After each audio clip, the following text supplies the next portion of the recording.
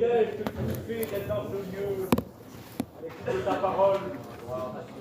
Merci pour les cantiques, merci pour tous ces beaux témoignages qui ont touché nos cœurs.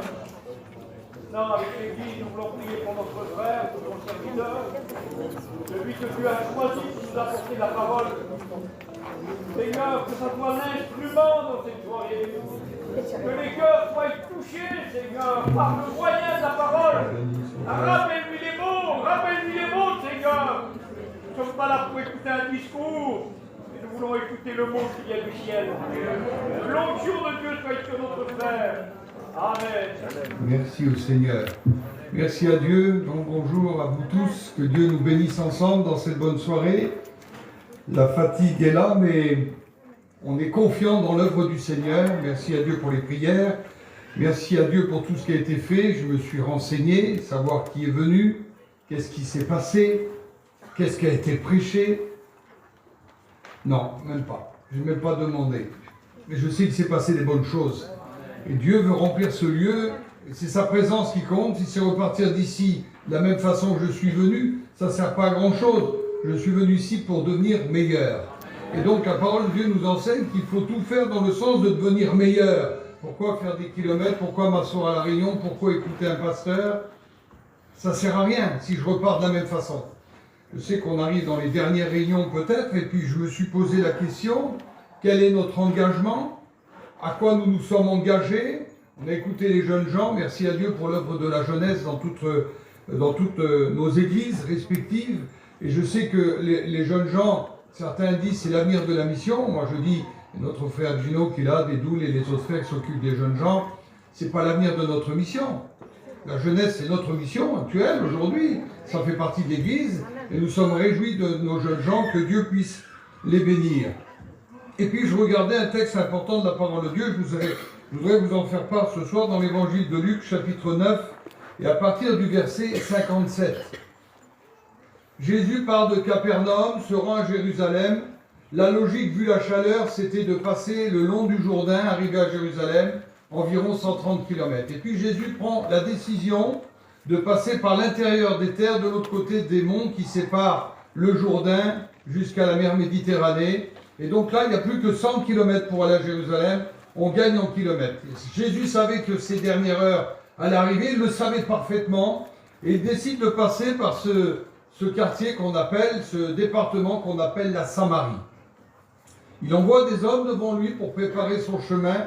Il fallait organiser parce que Jésus vient d'accomplir des grands miracles, et il sait très bien qu'il faut organiser quand même le côté matériel des choses. Il faut organiser où Jésus va dormir ce soir, où il va dormir demain. Et lorsqu'ils arrivent dans les villages, la parole de Dieu nous dit que les disciples rencontrent un repoussement. On ne veut pas accepter Jésus dans notre village, sachant qu'il allait à Jérusalem. Donc les Samaritains qui n'ont pas de communion avec les Juifs refusent Jésus tout simplement parce qu'ils savent qu'il va à Jérusalem. C'est des gens qui sont remplis de coutumes. C'est des gens qui sont remplis, les Samaritains, ce n'est pas des Juifs ordinaires. Ce sont des gens qui croient jusqu'à Moïse, et après les prophètes, tout ce qui s'ensuit, ça ne les intéresse pas. Ils s'arrêtent à Moïse. Et il n'y a plus de contact entre eux. Vous comprenez cela?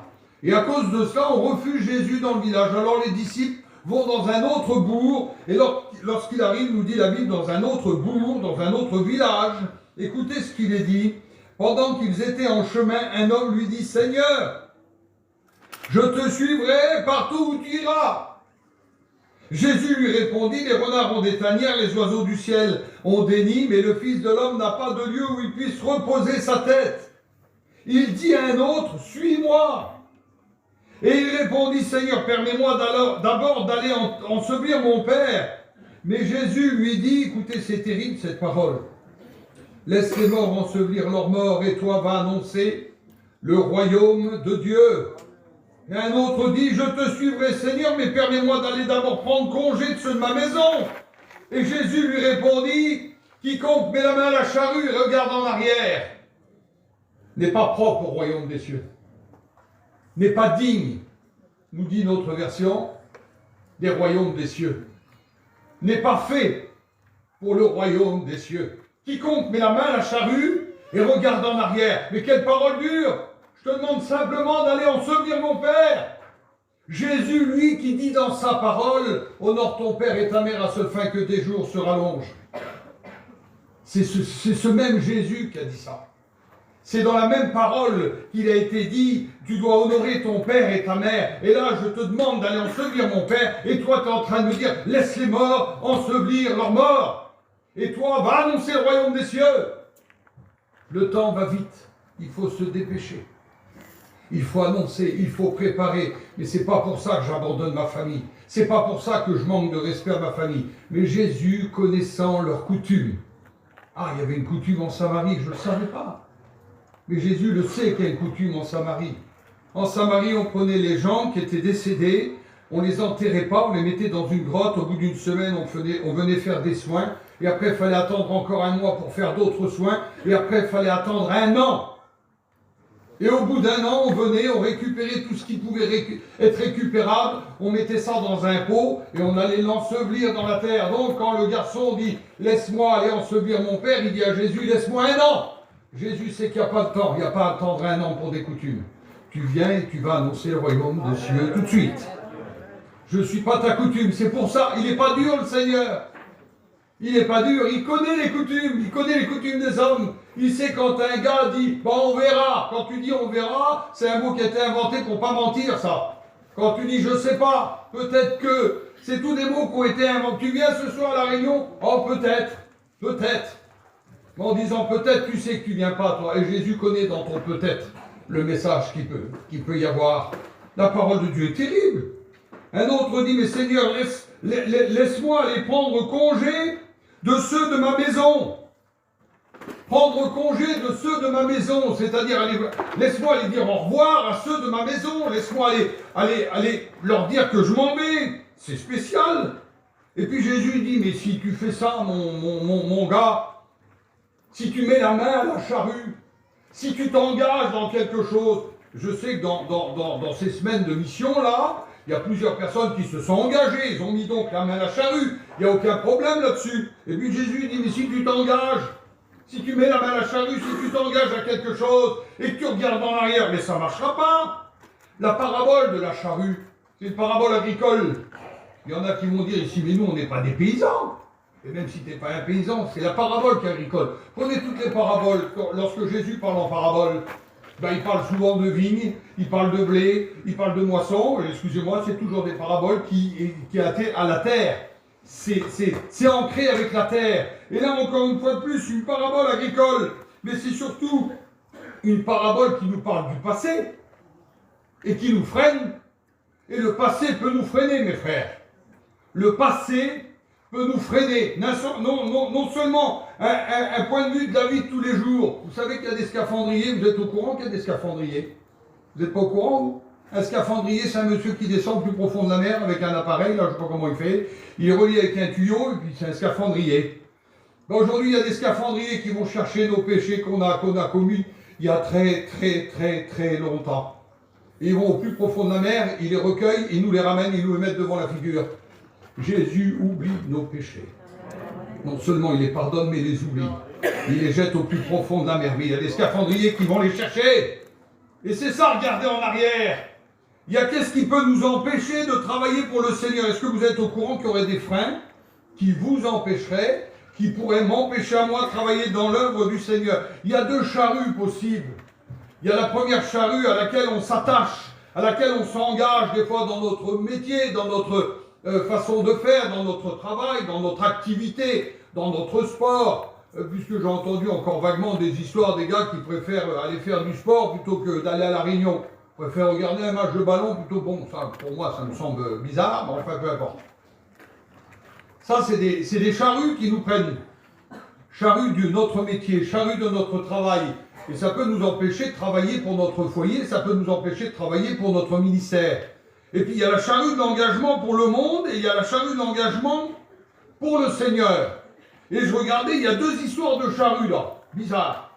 Et je regarde dans l'Ancien Testament, il y a aussi un jour, c'est un jeune gars, puisque les jeunes gens sont venus tout à l'heure là, c'est un jeune homme, la parole de Dieu nous dit qu'il travaillait avec 12 paires de bœufs, il travaillait avec la 12e paire de bœufs là, et il était en train de retourner la terre. Donc il travaillait avec une charrue aussi.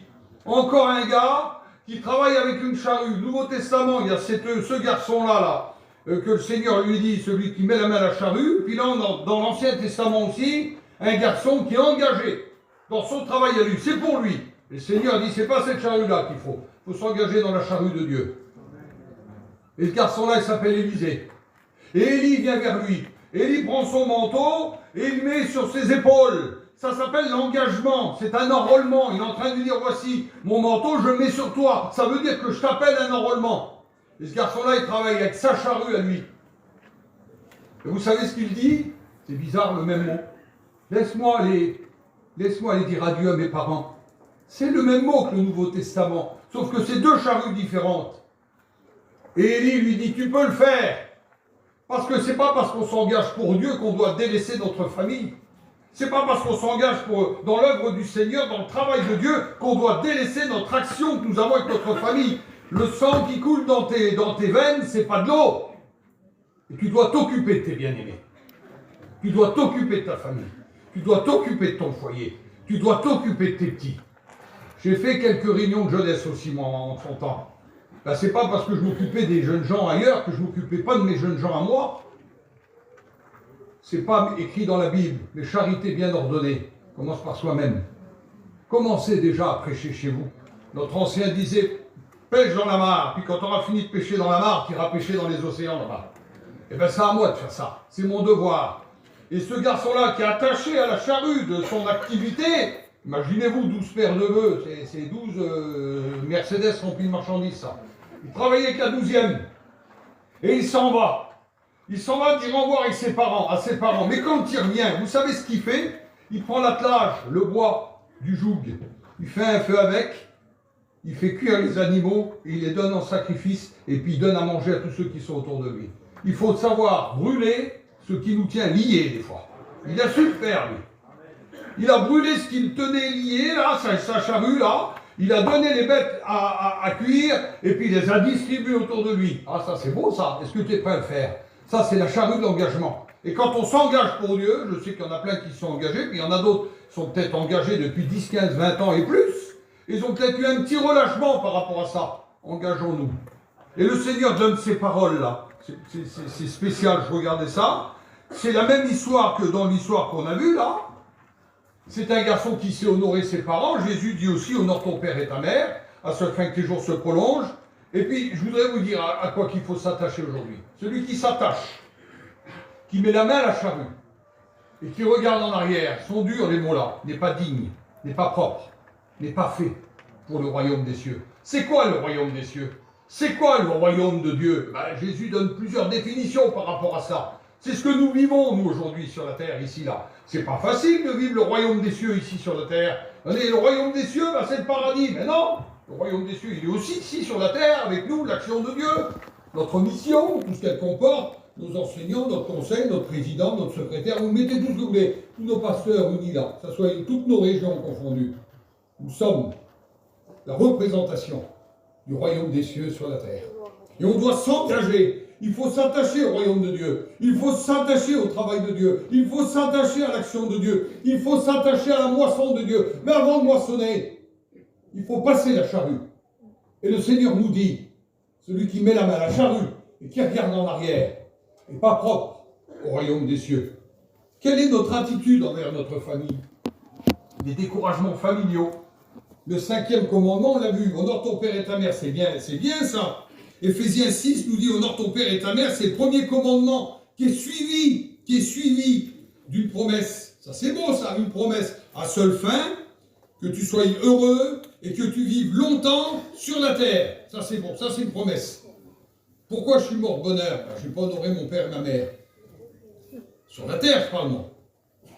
Pourquoi je vais vivre vieux? Parce que j'ai honoré mon père et ma mère. Il me donne des années en plus sur la terre. Je n'ai pas jamais trop bien compris ce texte-là. Mais pourtant, il est écrit, il est comme ça. Matthieu 12, chapitre 12, verset 48. La grande question du Seigneur. Qui est mon père? Qui est ma mère? Qui sont mes frères? Puis étendant la main sur ses disciples, il dit, voici ma mère. C'est terrible. Vous voyez, une femme assez ancienne ici pour être ma maman. Moi, j'ai perdu ma maman il y a 2 ans. Et je peux dire, mais qui peut remplacer ma maman sur la terre là?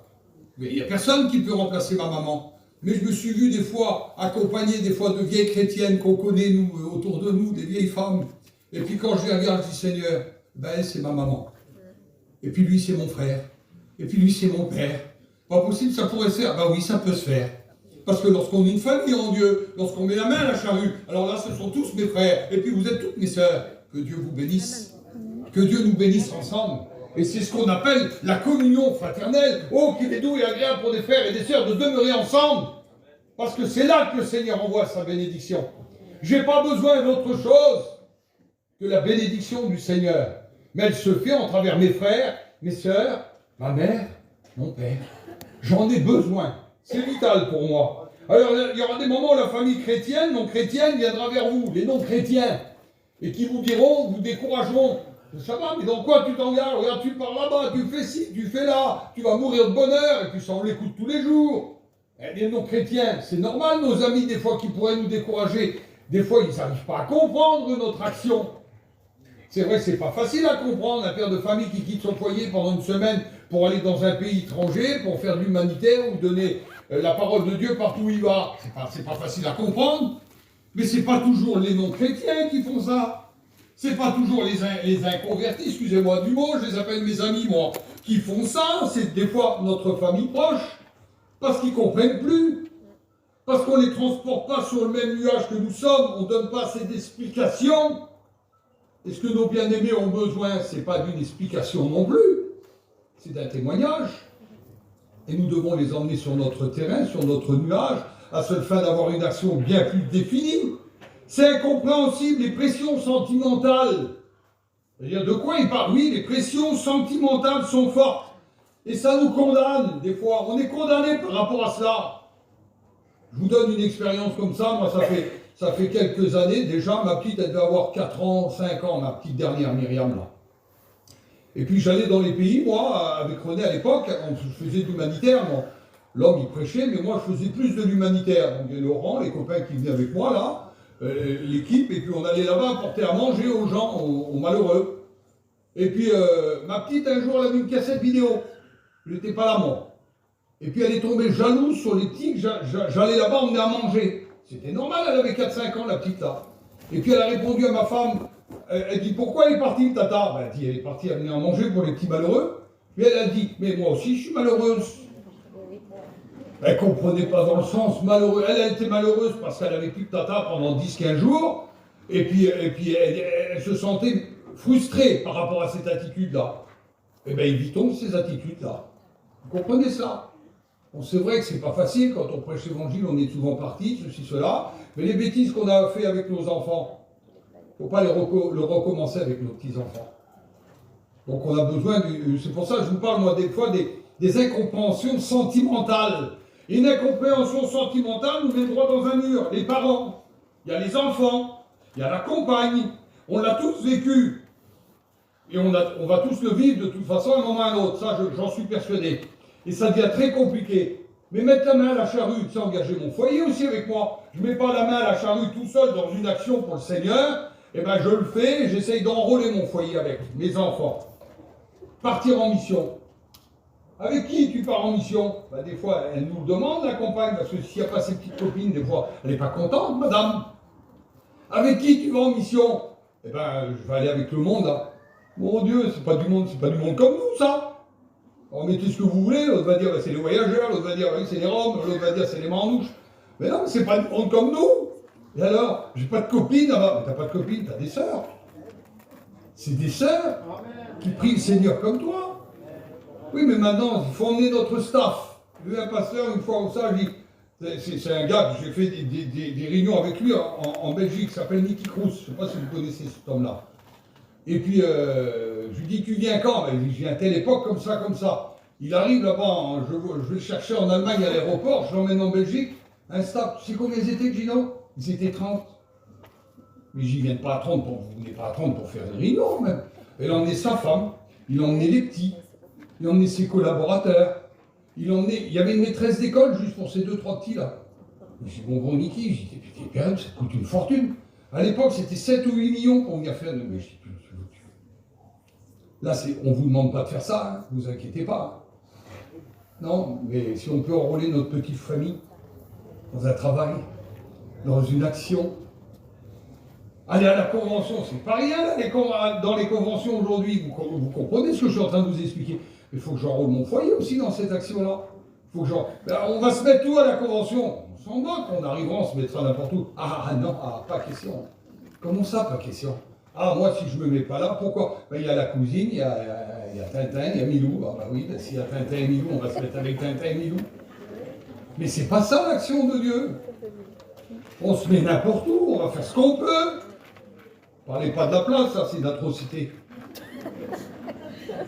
Bah oui, mais t'es quand même là.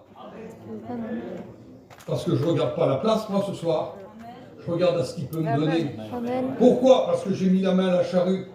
Et si je mets la main à la charrue, je regarde en arrière, ben je vois ta Ginette, là-bas, je vois tonton Robert, et puis tout ça, j'avance plus. Moi, je ne veux pas demander à un garçon de faire l'expérience tout de suite, de se lever, de courir en avant et de regarder en arrière. Vous voyez le poteau, normalement, là, il prend. Ben c'est ça, mettre la main à la charrue, regarder en arrière. On ne peut pas marcher droit, on ne peut pas avancer droit. Ça pourra jamais marcher, c'est incompréhensible. S'engager dans une action et regarder ce qui s'est passé, s'engager dans une action et toujours être en train de regarder. Vous savez, je dis ça, voilà, je dis une bêtise, j'en sais rien, mais bon, peu importe. Vous me taperez après, c'est pas grave. Si j'en mets trop dans ma maison, dans mon petit chez moi, ben, je peux plus partir parce que j'ai pas un bon service de sécurité. Mais quand je pars, moi, un peu plus loin en mission, et je pense à ce que j'ai chez moi, je suis bien en train de regarder en arrière. Et quand je regarde en arrière, ben, je vis plus pareil. Un petit chalet, ben, ils prennent le canapé. Ils prennent la télé, ben, tant mieux, je ne resterai pas jusqu'à 1h du matin devant. Mais il n'y a rien d'autre à prendre. Vous comprenez? Ils prennent ma femme, je vais peut-être pleurer 1 heure ou 2. Dis pas que je l'ai dit. Mais normalement, tu ne regardes pas en arrière, tu marches droit, tu fais des sillons. C'est quoi le propre du sillon? C'est de faire quelque chose de droit, à ce fait qu'après, quand on passe avec la machine, les grains tombent droit dans le sillon, parce que la machine, elle ne regarde pas, elle. Elle tombe droit, mais si je fais un sillon de travers parce que je regarde en arrière, quand je regarde en arrière, je ne peux pas aller droit. C'est pas possible de marcher droit en regardant en arrière. Me dites pas comment ceci, c'est pas possible. Je vous le dis, moi. Je vous parle de mon voisin Bernard. Ça vous dérange pas? J'ai un voisin, il s'appelle Bernard. C'est un vrai agriculteur. C'est un agriculteur fermier. Et je voyais mon Bernard en train de labourer, parce que moi j'ai un champ de chaque côté, moi je suis pas embêté. Et je voyais mon Bernard qui labourait, alors il faisait des sillons d'une droiture extraordinaire. Et puis je le vois passer, il m'énervait. Arrête, oui, arrête Bernard, arrête. Et lui, quand il est au tracteur, il est comme ça. Arrête. Je monte avec lui. Je dis, Bernard, dis-moi-le, hein. Comment tu fais pour faire un sillon droit? Ben, il dit, c'est pas compliqué. Toi en face là-bas, oui. Il y a le château d'eau, oui, je fixe le château d'eau. Il a été tout droit, il regardait vers le château. Il regardait même pas les roues du tracteur. Tout droit vers le château d'eau là-bas. Arrive au château d'eau. Je dis alors comment tu fais? Ben dis-le. Toi je tourne là. Il dit, toi là-bas le sapin là, je fixe le sapin. Oui, il fixait le sapin, moi dans les sillons, comme endroit. Et moi je croyais qu'il regardait les roues du tracteur. Il ne regardait pas les roues du tracteur. Pourquoi je vous dis ça? Dans la vie chrétienne, si tu regardes tes pieds, excuse-moi ma cousine, t'es comme la femme courbée. Oh tes pieds, quel malheur! Quel malheur tes pieds! Et tu vas de travers parce que tu guettes tes pieds. Celui qui se fixe une vision. Ayez les regards sur Jésus. Je regarde sur Jésus et je vais droit. Et j'ai des sillons droits. Et dans ces sillons droits, il viendra se poser quelque chose de bon. Et la pluie va tomber. C'est Ésaïe 30 qui me dit ça. Qu'est-ce qu'il dit Ésaïe 30? Alors il répandra la pluie sur la semence que tu auras mise en terre et le pain produira. Le pain qu'elle produira. Il y a un problème, on passe de la semence au pain. Il n'y a plus l'épisode où c'est qu'il y a le blé qui pousse. On passe du pain, vous imaginez pas, de la semence directement au pain. Vous savez que le Seigneur peut vous faire gagner du temps. Allô? Vous savez que le Seigneur peut vous faire gagner du temps. Vous prenez l'Ancien Testament, dans le livre de Lévitique, chapitre 14, il nous est parlé comment un lépreux pouvait être officiellement, on pouvait dire, libéré de sa lèpre. Il fallait qu'il vienne dans le camp, devant le camp, le sacrificateur sortait, il prenait 2 tourterelles, il en prenait une, il la tuait, récoltait le sang, il prenait l'autre, il trempait la tourterelle vivante dans le sang de la tourterelle morte. Déjà ça demande un moment. Hein. Puis après, il prenait le sang, il mettait sur le lobe de l'oreille, il mettait sur le pouce du lépreux, et puis il lui disait, maintenant tu te rases entièrement, tu te laves entièrement, et tu sors du camp pendant 7 jours. Et 7 jours après, quand il revenait, il disait, tu te laves entièrement, tu te rases entièrement, il reprenait le sang, du sang encore, et puis il prenait de l'huile, il mettait sur sa tête, il mettait sur le lobe de l'oreille, il mettait sur le doigt, il mettait sur le gros doigt de pied. Et c'est pas vrai. 8 jours! Puis à la fin, il disait, tu es pur. Jésus vient, et lépreux vient devant lui. Jésus lui dit, que veux-tu que je te fasse? Le lépreux dit, que tu me rendes pur. Jésus dit, je le veux, sois pur. 5 secondes. Avec Jésus, vous gagnez du temps. Arrêtons d'être coutumiers, arrêtons de chercher des choses. Faites confiance, ayez confiance. Moi, j'ai vaincu le monde. C'est pas possible, c'est si simple que ça. Ben, la parole, elle est simple. On revient à mon bon Bernard. Pourquoi Bernard fait des sillons droits? Il se fixe un objectif. Vous voulez avancer dans la vie chrétienne, mes sœurs? Amen. Il dit Amen, lui. Mes sœurs, Amen. vous voulez avancer dans la vie chrétienne? Ayez les regards sur Jésus. Et vous ferez des sillons droits. Et puis il plantera la semence dedans. Et il tombera du ciel de l'eau. Et qui fera germer dans cette semence du pain savoureux. C'est pas possible. Tous ceux qui regardent en arrière ont des problèmes. Tous ceux qui ont les regards derrière ont des problèmes. Parce que vous regardez votre passé, vous regardez tout ce qui a été fait avant. Arrêtons avec ça. Ayons les regards sur Jésus. Ah, il y a les mauvais exemples. On prend un peuple, 430 ans d'esclavage. Ils ont pris des coups pendant 430 ans, le peuple hébreu. Ils étaient en Égypte, sous le joug de Pharaon. Et Pharaon les frappait, Pharaon les humiliait, Pharaon essayait de les abaisser. Plus bas que terre, c'était déjà dans l'idée le peuple de Dieu. Hein. Il n'y avait pas de souci par rapport à ça. Mais Pharaon avait décidé d'humilier ce peuple, de les abaisser, de les assujettir. Il les faisait souffrir, ils étaient esclaves. La parole de Dieu nous dit que lorsque vient la difficulté, ils sortent. Parce qu'un sauveur est venu les chercher. Ils sortent de ce fléau, ils arrivent dans le désert, et puis au bout de quelques temps, ça leur plaît plus. C'est plus à leur goût. Alors ils commencent, dans leur esprit, pas dans la marche, ils commencent à regarder en arrière. Il y en a qui commencent à parler. Comme on avait tout ce qu'il fallait là-bas, on avait des poissons en abondance. C'était à eux d'aller les pêcher. Mais ils avaient du poisson, c'est vrai. Mais eux ne se souviennent plus des coups de fouet. Ils ne se souviennent plus des privations, des rations diminuées, aller travailler la nuit pour aller chercher plus de blé dans les champs. Ils ne se souviennent pas de tout ça. La seule chose qu'ils se souviennent, c'est le poisson. Combien de fois je regarde en arrière, moi?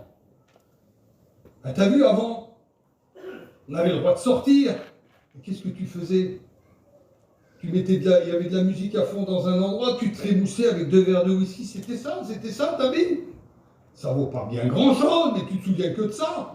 Tu te souviens plus quand tu rentrais, que tu avais des problèmes, que tu avais des mal de tête, que tu avais mangé tout ton argent dans les salles de jeu.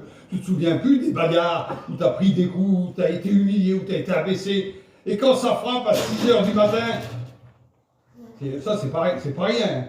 Quel vilain passage. Quand le gars il frappe à la porte 6 h du matin, hé Jova, sors dehors, t'as parlé hier. Rien du tout.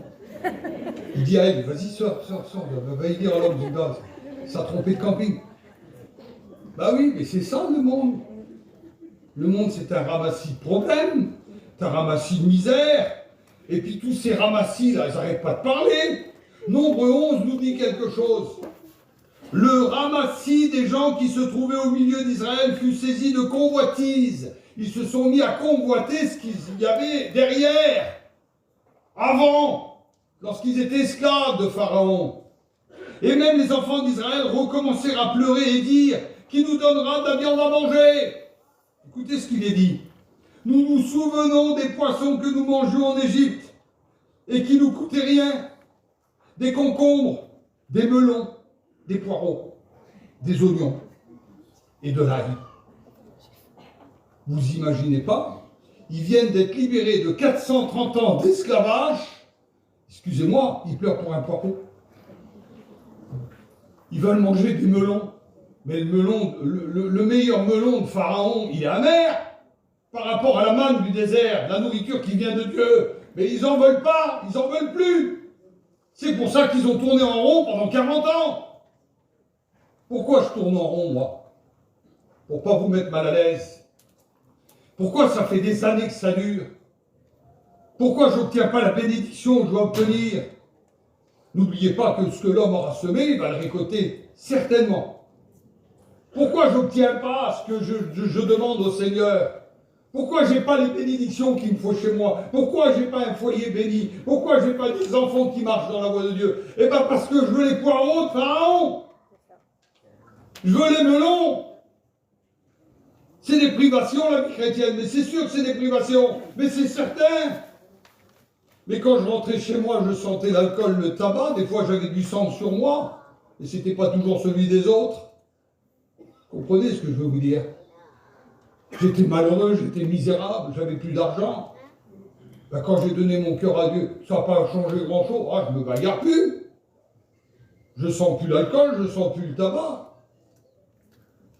Au moins, je prie le Seigneur, il me répond. Amen. Ah, il y a des privations. Hein. Ben, pourquoi? Si c'est pour retrouver ça, ça ne dit plus rien du tout. Mais quand je prie le Seigneur, quand je lui parle, je sais qu'il m'écoute. Il ne répond pas toujours comme je voudrais, ça c'est sûr. Et c'est pas ce que je veux qui compte, c'est ce qu'il veut, non pas ma volonté, a dit le Seigneur, mais ta volonté, pas ta volonté qui compte. Oui, mais si tu fais ça, si tu bénis la belle-mère, et ben moi je... Non, il a déjà fait. Il a tout accompli.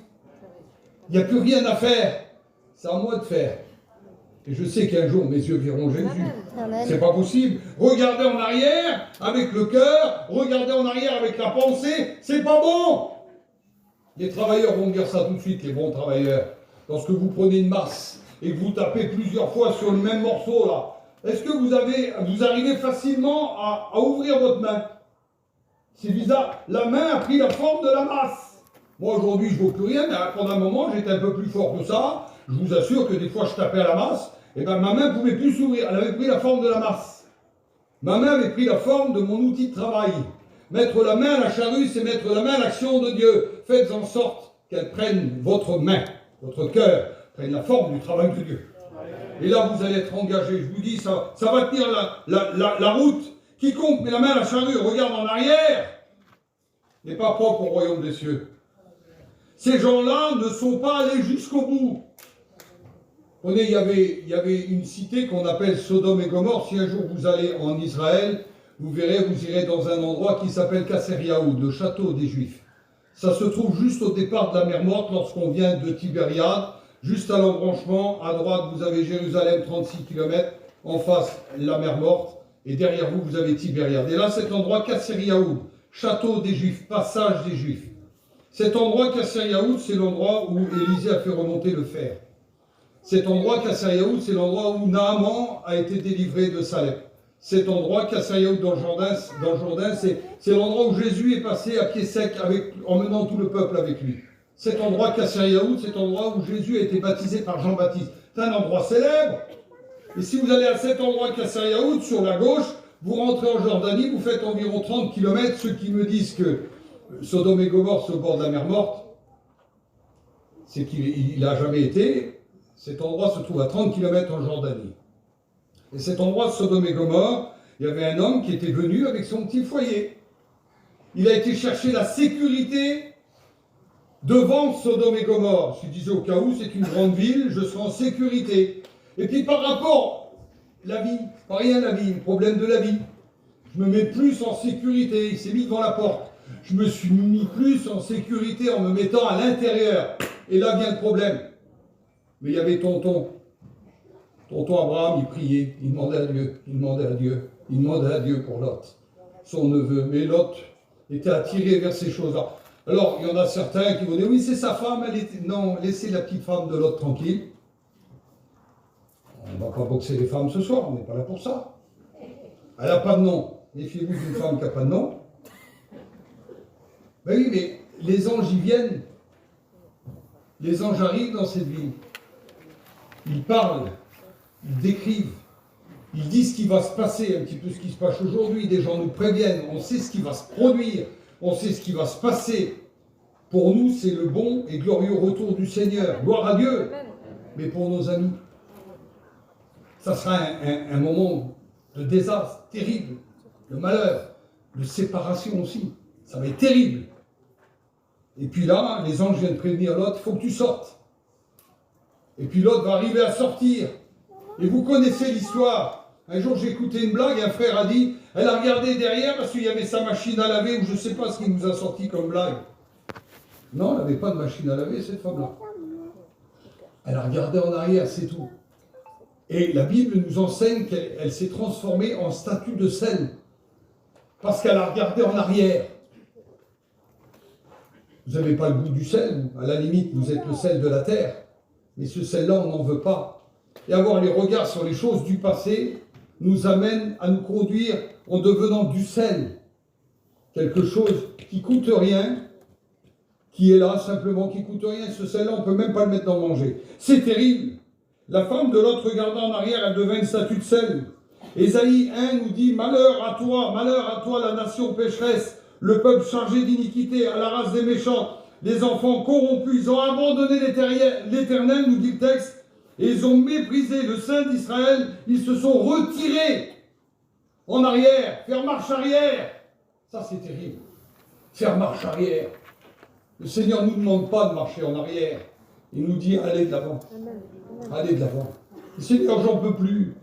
La vie, vous savez, la vie ne nous fait pas de cadeaux. Vous le savez comme moi, mieux que moi-même. La vie est terrible. Elle enlève un enfant à un foyer. Elle enlève un mari à une femme. Elle enlève une femme à un mari. Elle enlève un parent à des enfants. La vie, c'est cela. C'est pas de cadeau. Alors d'autres disent, le Seigneur, il a pris mon père. Le Seigneur n'a pas pris ton père. La vie a pris ton père. Le Seigneur a récolté son âme. La vie a pris ton père, la vie a pris ta femme, la vie a pris ton mari, la vie a pris ton enfant, et le Seigneur a récolté leurs âmes. Et dit, je les garde avec moi, ils dorment du sommeil du juste. Je les garde avec moi, mais je ne vous laisserai pas orphelin, je vous enverrai le Saint-Esprit. Le Saint-Esprit vous rappellera qu'il y a un signal donné à la voix d'un archange, au son de la trompette de Dieu. Voici les morts en Christ ressusciteront premièrement. Et nous, les vivants qui seront restés, nous partirons avec eux à la rencontre du Seigneur. Ah, quelle belle promesse! J'ai jamais reçu une promesse comme ça dans le monde. Mais aujourd'hui, je tiens à vous certifier que Jésus a récolté toutes les âmes de nos bien-aimés qui sont partis auprès de lui. Et ils nous attendent. Ils dorment. Comment ça, ils dorment? Oui, ils dorment. Ils ne se souviendront pas du temps passé. Il y en a qui dorment depuis 2000 ans. Il y en a qui dorment depuis 5 ans, 3 ans, 3 mois, j'en sais rien. Mais ils ne se rappelleront pas du temps. Forcément, malheureusement, il y en a au milieu de nous qui ont été opérés. Vous avez vu quand monsieur, il vient, il nous met le max sur la figure, là? J'ai été opéré 19 fois, moi. Je sais ce que c'est. Hein. Il met le max sur la figure, là. Il dit, comptez 1, 2. Quand je dis 2, quand je compte 3, je me réveille, je suis dans ma chambre, l'opération est finie. Pas bizarre?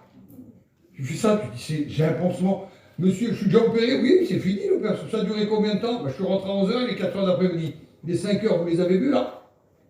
Alors quand le Seigneur nous endort, quelle bonté, Seigneur Jésus. Mais le diable, il veut nous faire travailler, lui. Mais je dors, je ne vais pas travailler. Non, dans le ciel, tu dors. Oui, mais Lazare, il a dit le riche, excusez-moi, il dit, dis à Lazare qu'il va tremper son doigt. À seul fait qu'il vienne toucher mes lèvres pour me rafraîchir. Il n'y a pas de travail quand je suis dans le ciel, quand je suis dans le séjour là, des morts, si je meurs avant que le Seigneur revienne, moi. Comment je vais dormir, mon bon Jésus? Et puis je vais être réveillé. Comment je vais être réveillé? Vous savez comment on va être réveillé? J'avais un beau-frère, moi, il était terrible, mon beau-frère. J'avais 12-13 ans, je dormais dans un estafette. Et l'eau du toit de l'estafette, elle me coulait sur la figure. Ceux qui ont dormi dans une estafette, ils savent ça. Hein, l'eau me coulait sur la figure. Alors, je mettais le lit de plume le matin, il était trempé, mouillé. Et vous savez ce qu'il venait faire, mon beau-frère, le matin à 8h? J'étais un jeune. Et 12 ans, 11 ans, 12 ans. Le matin, il venait à 8h, il foutait 2 coups de poing dans le carreau derrière. Ça me mettait de mauvaise humeur toute la journée. Il venait me réveiller avec 2 coups de poing dans le carreau. Lève-toi, on va chiner. J'étais de mauvaise humeur, j'étais pas bien.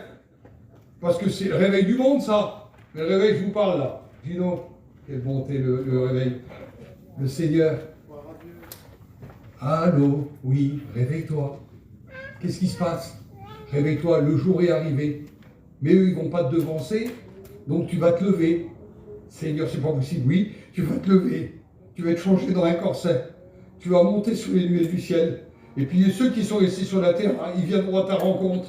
Et puis vous allez venir tous les deux vers moi, à la voix d'un archange. C'est un ange qui nous réveillera. C'est un ange qui réveillera tous nos bien-aimés. Ça ne sera pas une chose misérable, ça ne sera pas quelque chose de dur, ça ne sera pas quelque chose d'insupportable. Quelle bonté d'être réveillé par la voix d'un ange. Elle n'est pas douce, la voix d'un ange. Excusez-moi de vous dire ça, vous ne direz pas que c'est moi qui l'ai dit. La plus belle des filles, là, elle n'a pas une voix aussi douce. En vérité, des fois au téléphone, vous avez vu les enregistreurs là, dans les magasins, comme ça, là. Bonjour, monsieur, vous êtes bien? La voix là, je ne peux plus la supporter. Mais la voix d'un ange. La voix d'un ange. Attendez-vous à cette voix-là, hein, et priez le Seigneur. Hein. Attendez-vous à cette voix. Mais celui qui met la main à la charrue, là, et il n'entendra pas. Pourquoi? Parce qu'il n'est pas digne, il n'est pas propre, il n'est pas fait pour le royaume des cieux. Je fais quoi ce soir, moi? Ben, je fais confiance au Seigneur. Jérémie a donné l'avertissement. Ésaïe, on l'a vu, il a donné l'avertissement. Je finis là, je vous embête plus. Ils n'ont point écouté. Ils n'ont point prêté l'oreille.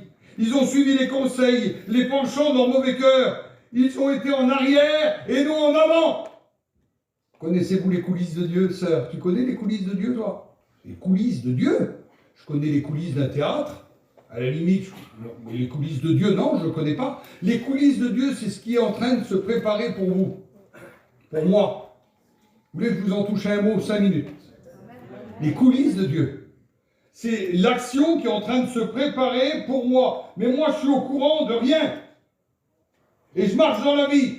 Et je me plains parce qu'il prêche trop longtemps, le monsieur là. Et je me plains parce qu'il a été trop long dans les champs, l'autre frère là. Et je me plains parce que le champ là, quand même, j'aurais espéré une herbe un peu plus épaisse que celle-ci là.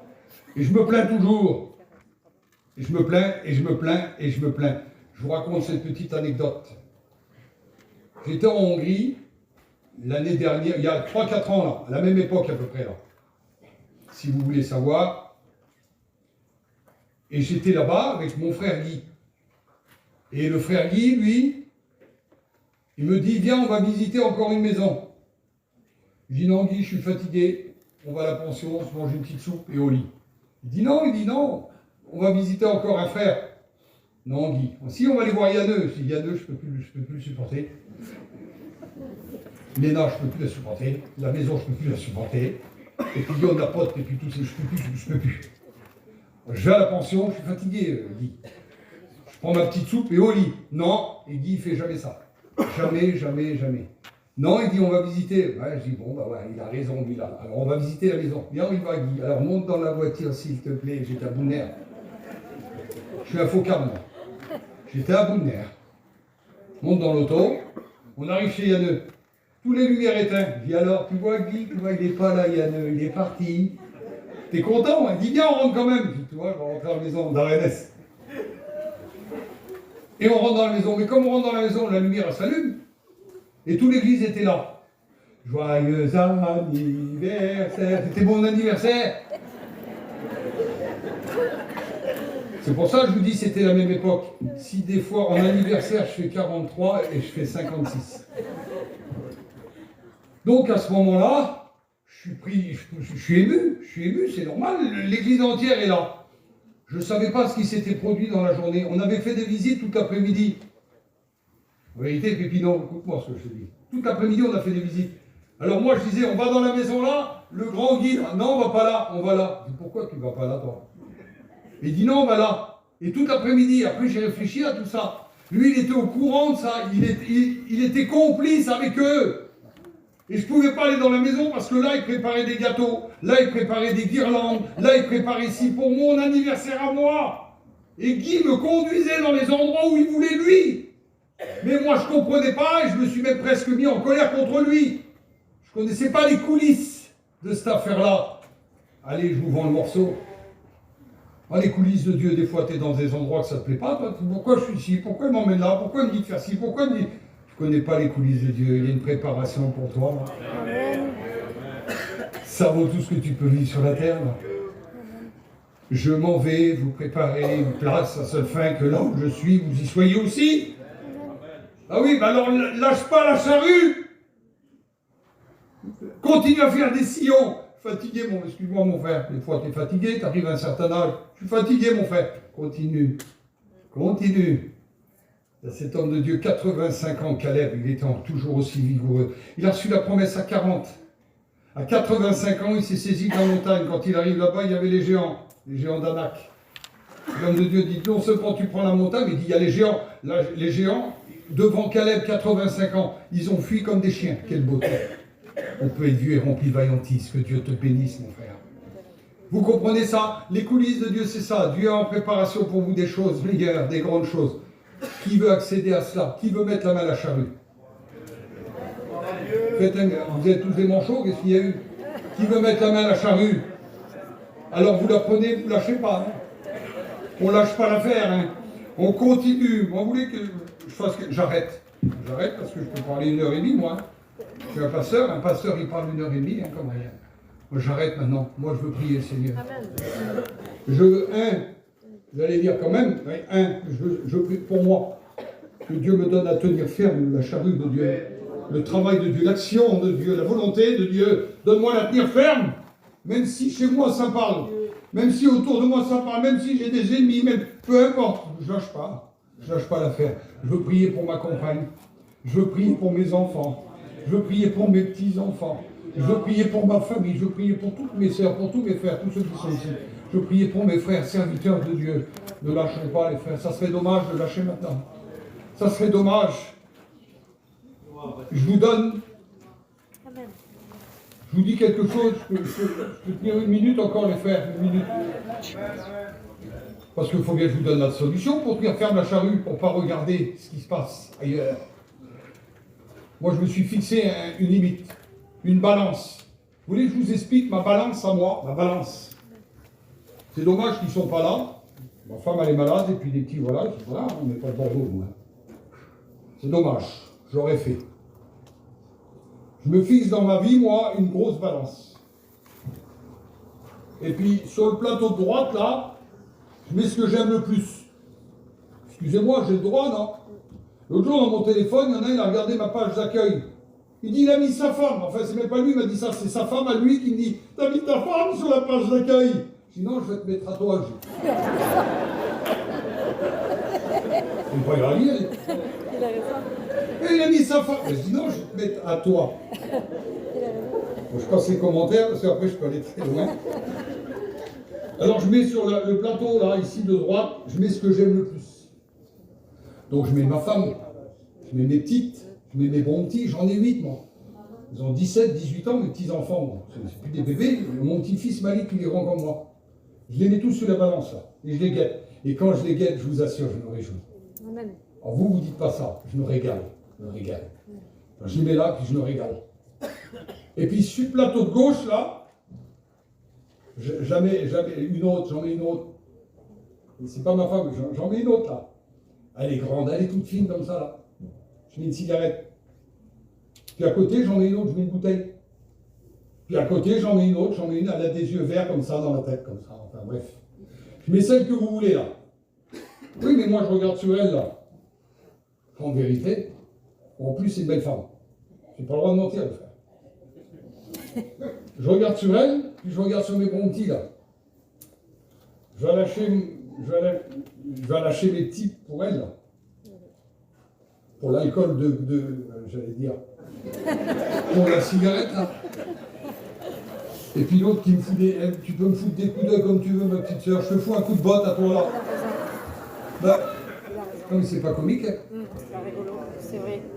C'est tout sauf comique, je peux vous expliquer. C'est important. Alors je mets un pas en arrière, là. J'ai un bureau, j'ai une jambe bizarre moi aussi, en vérité. Ils m'ont mis une prothèse, j'ai perdu.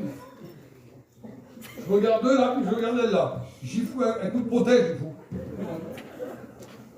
Le choix il est vite fait, mes frères. Et puis mes sœurs aussi, hein. Oh, c'est pour vous aussi ça. Les coups d'œil, vous voulez garder. Les petits sourires en coin, on va vous mettre des coups de botte. C'est dur, c'est dur ce que je suis en train de vous dire. Hein. Alors moi je regarde ma balance à moi là. Mes frères, votre balance à vous c'est la même que la mienne. Hein. J'espère ça parce que quand on regarde nos familles, puis je regarde pas que. Ah bon? Non, je regarde pas que. Derrière eux, là, je regarde mon ministère, je regarde la vie chrétienne, je regarde les frères serviteurs de Dieu, nos anciens. Là.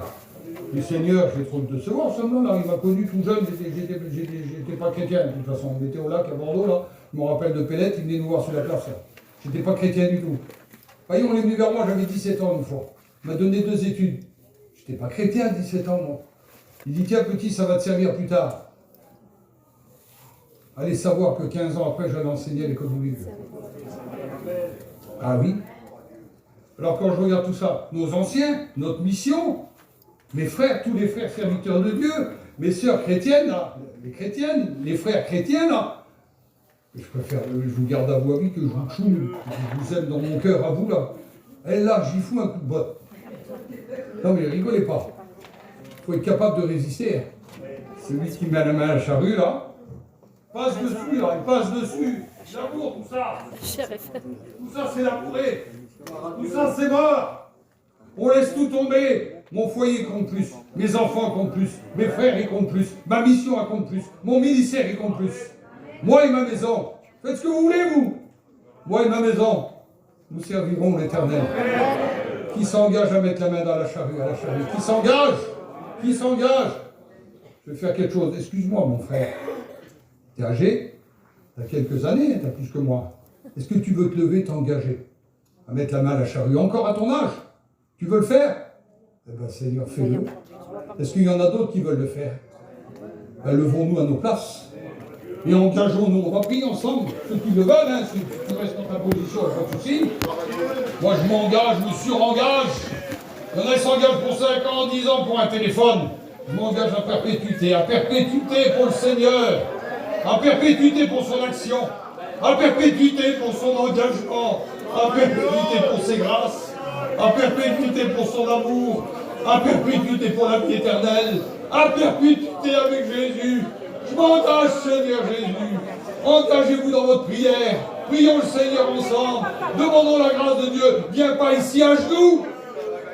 Mets-toi à genoux dans ton cœur. Saisis pas une charrue tout de suite. Saisis la charrue dans ton cœur. Prends pas un engagement devant moi, ça vaut rien. Prends un engagement pour le Seigneur. Moi et ma maison, nous servirons l'Éternel. Alors travaillons dans l'action du Seigneur. Et que Dieu nous bénisse ensemble. Merci au Seigneur. Quelques frères peuvent prier, Seigneur. Asseyez-vous si vous voulez. S'il y a des frères qui veulent prier, faites-le. Que Dieu vous bénisse. Amen.